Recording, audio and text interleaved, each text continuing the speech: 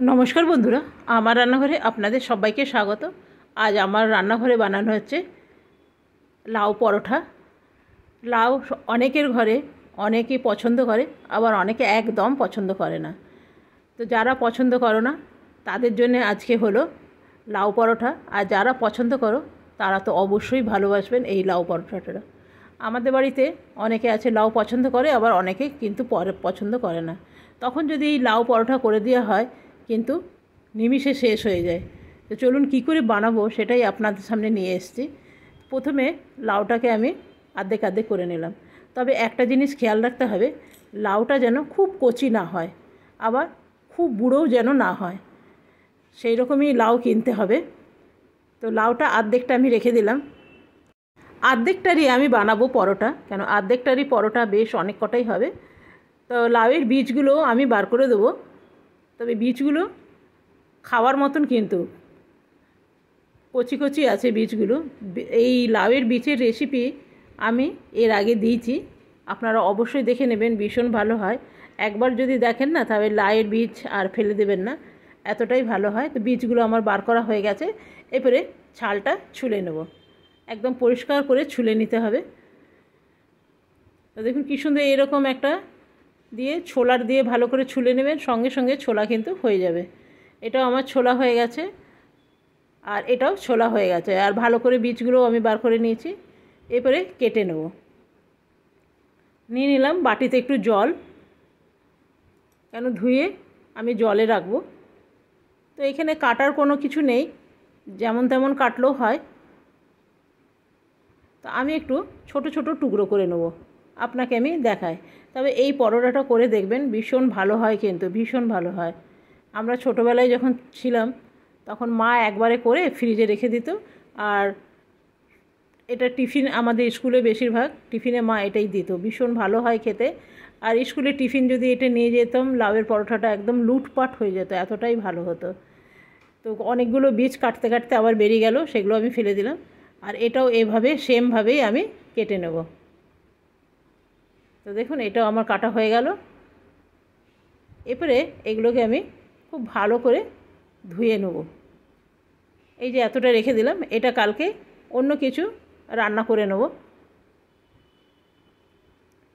এটা 2-3 বার একটু ভালো করে ধুয়ে নিতে হবে। তো চলুন এগুলো আমি ভালো করে ধুয়ে নিই।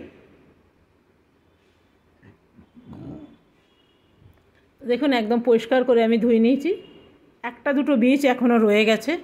এরপরে কুকারে দিয়ে দেবো জল, কুকারে সেদ্ধ করে নিতে হবে খুব ভালো করে, যেন একদম গলে যায়। দিয়ে দিলাম 3টে তেজপাতা, তাহলে যখন লাউটা সেদ্ধ করা হবে না, খুব সুন্দর একটা গন্ধ আসবে।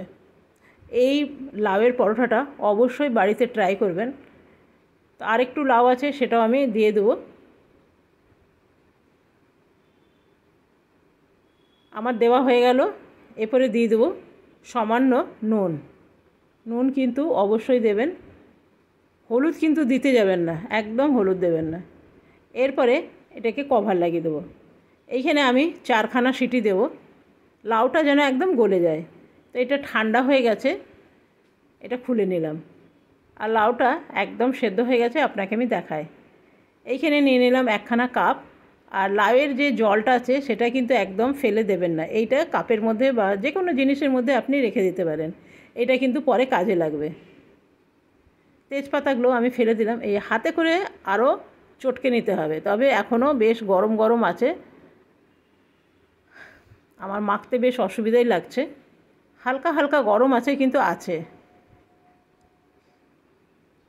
একভাবে যদি মাখা যায় না, তখন হাতের মধ্যে লাগছে।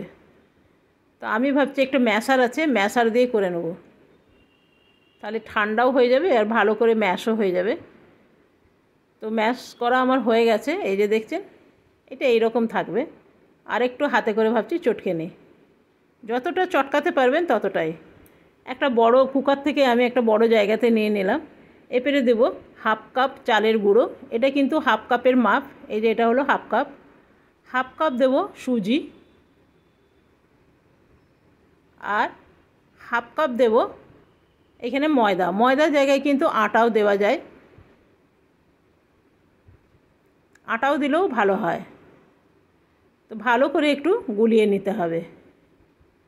একদম খুব সুন্দর দেখুন মিশে গেছে এর সাথে। এরপরে যে লাউয়ের জলটা আছে এখন কাজে লাগবে।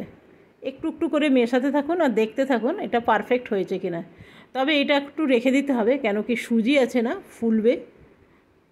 সুজি আছে, চালের গুঁড়ো আছে, এগুলো একটুখানি ফুলে দিয়ে দেবো একটু সাজিরে। সাজিরে যদি থাকে তো সাজিরেই দিবেন, না তো নর্মাল জিরে দিলেও চলবে। দিলাম নুন, আর দিলাম একটু চিলি ফ্লেক্স, আর দিলাম একটু ঝাল লঙ্কা, আর দেবো হাফ চামচের মতন হিং। তবে এই হিংগুলো না এত স্ট্রং না, সেই জন্যে হাফ চামচ দিলাম।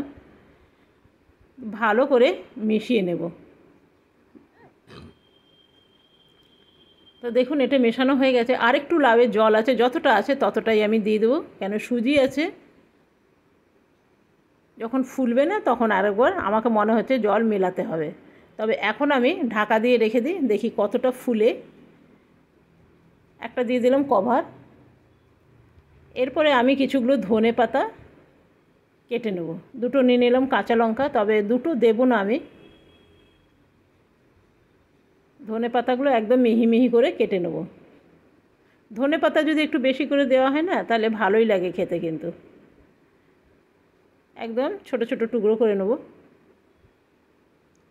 তবে এত কম ধনে পাতা না, চাকুর মধ্যে ধরাচ্ছে না এইটাই।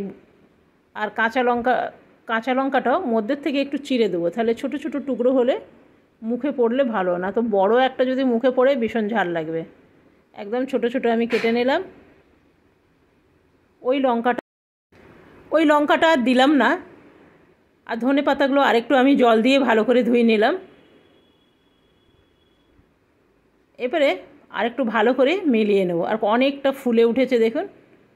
এটা ঘনত্বটা ঠিক এই রকম থাকবে, এই যে এই রকম। খুব বেশি পাতলাও না, খুব বেশি আবার মোটাও না। এখানে দিয়ে দিলাম খুব সামান্য তেল। এখানে নামমাত্র তেল দিয়ে কিন্তু কাজ হয়, আপনি দেখবেন কোনো তেলের ব্যাপারই নেই। প্রথমে ছোট একটা বানিয়ে নিলাম। তো এটা আমার হয়ে গেছে। এটা দিয়ে দিলাম বোম্বাকে, বোম্বাও খাক। দিয়ে একদম ছোট বড় এটা আপনার উপর, আমি ঠিক মিডিয়াম সাইজের করব। এরপরে দিয়ে দিলাম কভার, কেন নিচে তেল দিয়েছিলাম না, সেই জন্য আর তেল দিবার দরকার নেই, ওই তেলেই হয়ে যাবে। খালি একটু ব্রাশ করে নেব, সাইডে সাইডে লেগে গেছিলো না, একটু ব্রাশ করে নেব। এরপরে এটাকে পাল্টে দিতে হবে। দেখছেন কি সুন্দর লাগছে। তবে এটা যে কোনো তরকারি দিয়েও খেতে পারবেন। তবে আমাদের বাড়িতে সবাই পছন্দ করে কিন্তু সস দিয়ে খেতে বা আচার দিয়ে খেতে, তো সেই জন্যে তরকারি না করলেও চলবে। এটা আমার হয়ে গেছে, এটা রেখে দেবো। আরেকটা আমি সেম প্রসেসেই বানিয়ে নেব। আরেকটু দিয়ে দেবো, ব্যাস। এটা কখনো করে দেখুন, দারুণ দারুণ ভালো লাগে। এই নয় কি যে ননস্টিক বলে উঠছে না, উঠে যাচ্ছে, লোহা তাওয়া উঠবে না, লোহা তাওয়াও উঠে যায়। এটাকেও আমি পাল্টে দেবো। এটার মধ্যে তেল দিইনি, তাওয়ার মধ্যে যতটুকু তেল আছে সের মধ্যেই হচ্ছে, কিন্তু এটাই ননস্টিকের একটা ব্যাপার থাকে। তাওয়ার মধ্যে কিন্তু সেই জিনিসটা থাকে না, তেলটা প্রত্যেকবার আপনাকে দিতে হবে। সাইডে সাইডে যত তেল আছে সেগুলোর মধ্যে হয়ে যাবে। এর মধ্যে রেখে দিলাম। আরেকটু আমি দিয়ে দিলাম। তবে এখন আমাকে একটু অল্প তেল দিতে হবে, প্যানের মধ্যে আর তেল নেই, সেই জন্য ভাবছি অল্প একটু দিয়ে দেবো, ব্যাস। আর দেবো না। দিয়ে দিলাম একখানা কভার। এটাও আমার হয়ে গেছে। এটা পরে নামিয়ে নিলাম। আজকে আমার তৈরি হয়ে গেল লাউয়ের পরোটা। এটা খেতে ভীষণ ভালো হয়। আপনারা যারা এই রকমভাবে লাউয়ের পরোটা না খেয়ে থাকেন, একবার হলেও ট্রাই করুন। আশা করি ভীষণ ভালো লাগবে, ভীষণ ভালো লাগবে। একবার বানালে বারবার আপনার বানাতে ইচ্ছে করবে। কেমন লাগলো বন্ধুরা অবশ্যই জানাবেন। যদি ভালো লাগে তাহলে আমার চ্যানেলটি সাবস্ক্রাইব করে আমার পাশে থাকবেন, আর নতুন নতুন যাতে আমি ভিডিও দিতে পারি। আজকের মতন এখানেই শেষ করলাম, কালকে আসবো নতুন রান্না নিয়ে। ধন্যবাদ।